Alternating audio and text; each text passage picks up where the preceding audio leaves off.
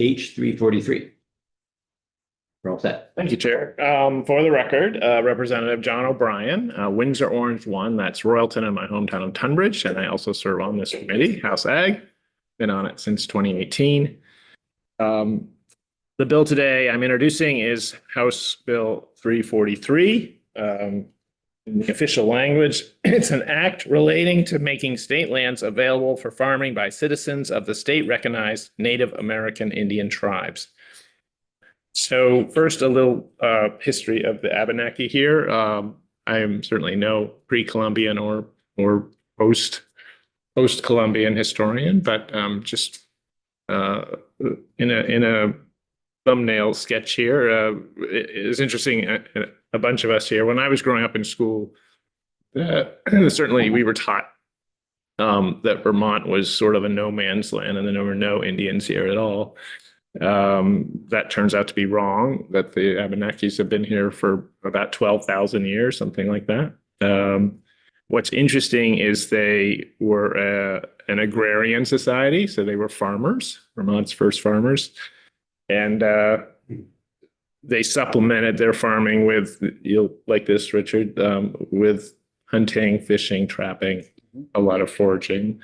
So, and interestingly, it was a patrilineal society. So fathers would have hunting territories that they would then pass down to their sons. But it was the women who were the farmers for the most part. And so they were growing, we hear about corn, squash, beans, the Three Sisters, but I think some other crops too. So then, let me see, I'll save that for a second. So the history of the bill, I was on a Zoom, my first year, I was on a Zoom with a lot of farmers. It wasn't even, I think it was a pre-session Zoom just about what's happening with farmers in Vermont. And Chief Don Stevens of the Nulhegan tribe of the Abenakis was one of the talking heads. And he mentioned that the Abenakis have no farmland in the state at all. They don't own a single farm. And they don't own a lot of land to begin with, but they have no farmland. They have actually, I think, a herd of bison, but it's on a sympathetic farmer's land, I think in Addison County. And that may have changed subsequently as far as there may be one or two parcels they have now available for farming. But in general, they have no farming, given that they farmed here, for thousands of years, mostly along in floodplains, because that's the best soil. So I had this idea, well, how could we get them access to more farmland? And I started with, well, why don't we give them access to all our state lands? And when you consider, just look at Forest Parks and Rec, oversees something like 350,000 acres between our state forest and our state parks. A lot of it is in the floodplain, would be great farmland. And so I went to, at that point, Commissioner Mike Snyder, and he was enthusiastic to take up this discussion. And subsequently, Danny Fitzko, the commissioner now, is also enthusiastic about having this conversation. Chief Don Stevens has continued to stick with this bill all those years, and said the tribes would be interested in pursuing this. Originally, the bill, we added to the bill, besides agricultural, having access to state lands for cultural and religious purposes too. So the bill became a sort of an Abenaki bill, which at that point was assigned to House, what was it called? House General Military and Housing, maybe.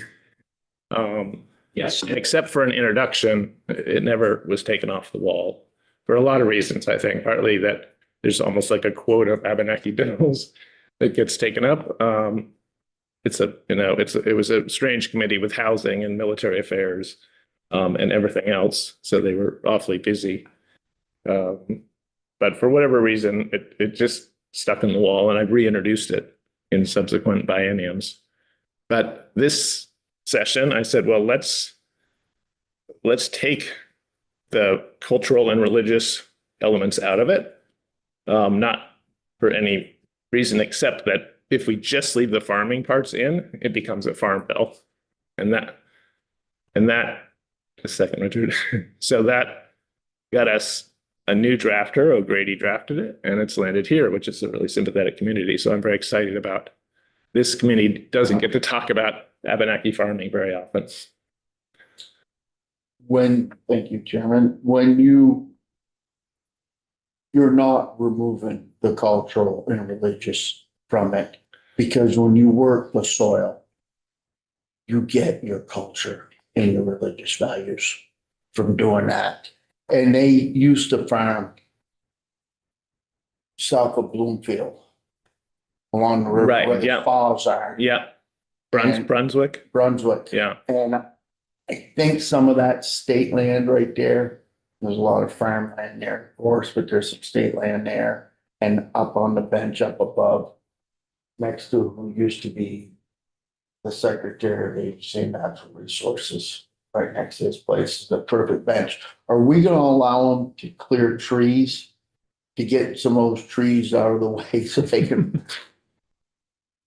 I think, the bill allows for both the tribes and A&R and the Agency of Agriculture to work out the parameters of how I this haven't had will a go. chance to read it. Yeah, I mean, it's quite simple, and I think it's, the details are going to be in the conversations between those two interested stakeholding parties, not so much us, but yeah, I can see places where if this worked out, you could even perhaps have generational farming going on.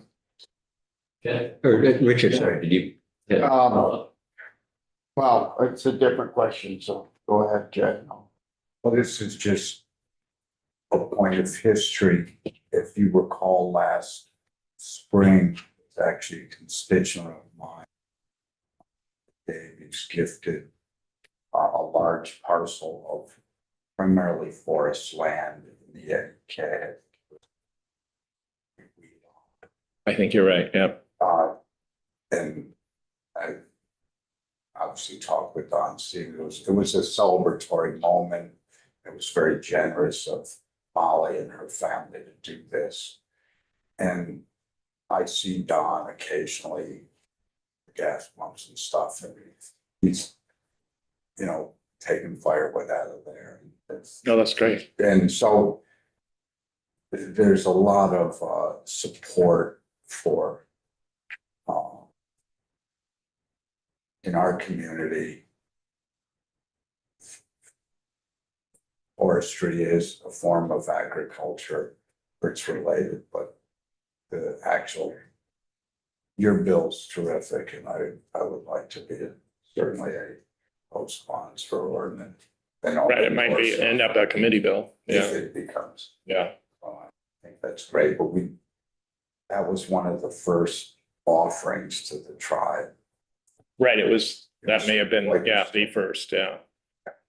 And also along those lines, Jed, I had the idea of, since the Abenakis are also our first sugar makers, how that would work. And Mike O'Grady said there's already a program on state land that you can tap trees in certain circumstances. So some of this work's already been done, which is great. Would the land still remain public domain?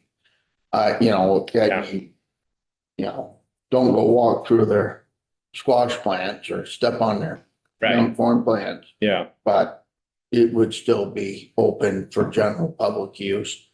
And with the latest 2 weeks ago, all the stuff down there in room 11, the almost like the warren of the tribes. Are we looking at just what we consider our state recognized tribe, the Abenaki? I think so. Yeah. No, I know it's really complicated because the Canadian tribes are, have issues with our state I recognized. have a ones. great grandmother who would have had issues with that, if you know what I mean. But I think, if we recognize, But that's Full blood. if we recognize these tribes, it seems like we should stick with that commitment. Representative Moore?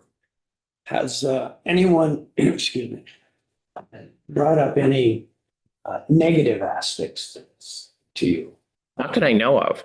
And I know also along the maple sugaring lines, I think there already are provisions for sort of special hunting, fishing, trapping licenses with the Abenaki tribes. I was in Natural Resources a few years back. We gave the Abenakis a free hunting license. Right, yeah, It hasn't passed. yeah. I think, and on the A&R, especially FPR side, I think they've just been exemplary in shepherding and championing public access to lands. And so this, given all the ugly history of taking these unceded lands, and using them for our own, this, I think, could do something towards reparations. So if taken up right, I think it would be great to listen to the tribes. I mean, I'd just like to know some history here. FPR would be great, and maybe, Fish and Wildlife. And also the Land Access and Opportunity Board, I think would be interesting to get them in. I saw in our, in our strategic plan book here, it's interesting. It says one of the goals on the racial equity in Vermont food systems, it says Indigenous people, primarily Abenaki, are the original land stewards here and have grown crops, hunted, gathered, and fished across present-day Vermont for over 10,000 years. Europeans brought foreign diseases, waged war, took land, and led the eugenics movement, leading to a significantly reduced and marginalized Abenaki population with little access to their unceded ancestral land. So it certainly dovetails nicely with our roadmap for food and food security. John, was there more that you wanted to say just in your bill introduction, or you covered what you I know? think I covered what I want to. I mean, I think the details we could get into with Brady, and if we talk to witnesses. Any other questions for John right now? Mostly I'm excited it's in this committee. Good. We'll, I think my thought is we'll, as I said, have Michael Grady walk through this afternoon while it's still fresh. If he's not able to do that, then it might be the week we get back after town meeting week. Sure. We'll do that with all the bills that we've got. I think if we have, well, we'll try to do that with all of them. And I think if the committee has sense that they'd like to focus on one or more than one in an effort to get it across the finish line before crossover, we could conceivably do that. Oh, great. I think it's an excellent bill, John. Very come forward. And I think, just the basic idea of getting more land access to the Abenaki is great. I think maybe in the testimony that we received, it probably would be wise to get testimony from someone who can explain a little bit more of the situation with the Canadian Abenaki tribes, just to understand the dynamic that's going on right now. Yeah. Yeah, and I'm sure we'll have a robust, Oh, the neck, yeah. a robust discussion. Yeah. And I think that may have gotten in the way of some of the Abenaki bills the last biennium too. Yeah. Yeah. It's just, I don't know. I'd like to think it's unfortunate myself. I feel linked to the Vermont Abenaki. Right. Yeah, exactly. Like, I would also just point out that I think the understanding anyway is that in southern parts of the state, so Bennington County, for example, that was not territory that by anyone's understanding who it was the Abenaki, that they were not in southern Vermont. It was more the Mohican, In my area, they call themselves the Elnu, Right, yeah, that's AELNU, another- and I believe that is a branch of the Abenaki, actually, like right Okay. in Fellows Falls, and there are hieroglyphics on the walls that are At the fall. centuries Yeah. of years old, yeah. And that's one of the Those recognized falls. tribes. Yeah. The Yeah, they're one of the four. Yeah. They're one of the four. all right, lots of learning potentially ahead of us. So, well, thank you Yeah. for introducing it, John. Yeah, interesting details like you were just mentioning. I think that the Kawasik, I think from that comes like even Kawas County. I think Yeah. so. It's like, Well, it's everywhere yeah, in our language too. Brunswick and they were purported to be along the banks, the shores of the Clyde River. Oh, no kidding. Because they could go up over the height of land from the Connecticut River, then float to Clyde. Like back down, And go into Memphremagog. back from Magog, yeah. To those 4 springs in Brunswick.